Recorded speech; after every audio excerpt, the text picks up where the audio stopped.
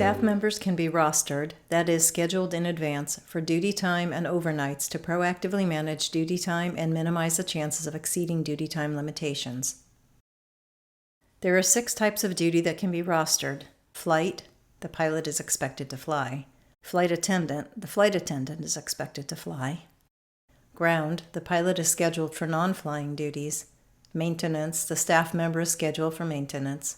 Office, the staff member is scheduled to work in the office. And standby, the pilot is on standby to fly.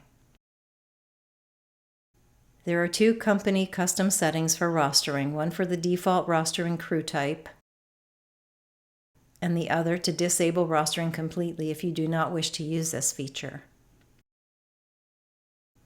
Access the roster list by selecting Staff Users from the Settings menu, then Roster List from the Staff Users menu on the left.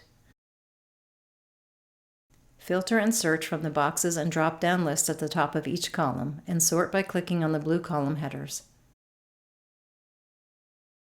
Restore the defaults with the Reset button. Create a new roster event with the green New button. Complete the details and save. The roster record will open with the staff fatigue status displayed. The fatigue status for that record is a snapshot in time at the end of the rostered period. Rostered events will be displayed in the duty time limits and rest timeline sections. See the staff fatigue status video for details on how to interpret the record. Open existing roster records by clicking on the staff name. Use the arrow keys to view first, last, or adjacent records. Delete, edit, or close the record with the respective buttons.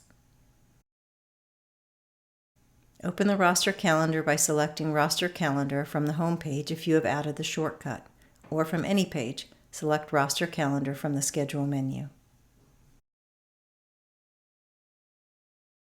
You can also select Roster Calendar from the Staff Users menu or use the calendar shortcut from the roster list.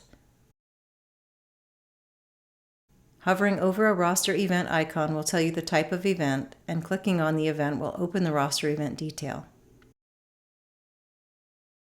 Hovering over the calendar icon will display the schedule for the day with each flight's respective status color.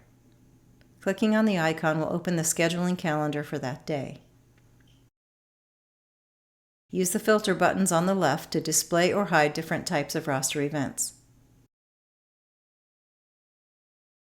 Use the arrow buttons to view adjacent months and the Today button to jump to this month. Select the List button to open the roster list. Use the New button to create a single roster event and the Bulk Create button to create multiple events for the month you are viewing. When creating bulk events, first select one or more staff members. Then select the start and end times, the type of event, and whether they will include an overnight away from their normal base of operations, RON. The conflict mode choice, Replace Existing and Keep Existing, will only impact overlapping rostered events.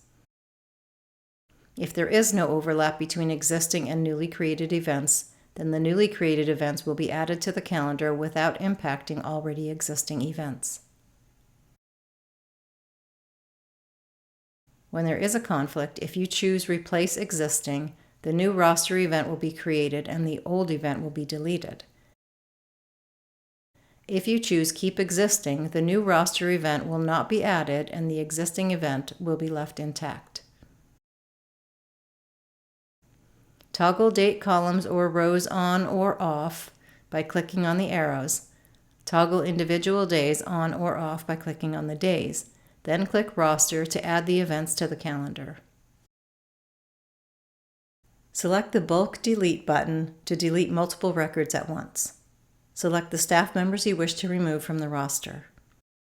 Select the time window within which you want to delete rostered duty. If there is any overlap between the selected time and the rostered event, the event will be deleted.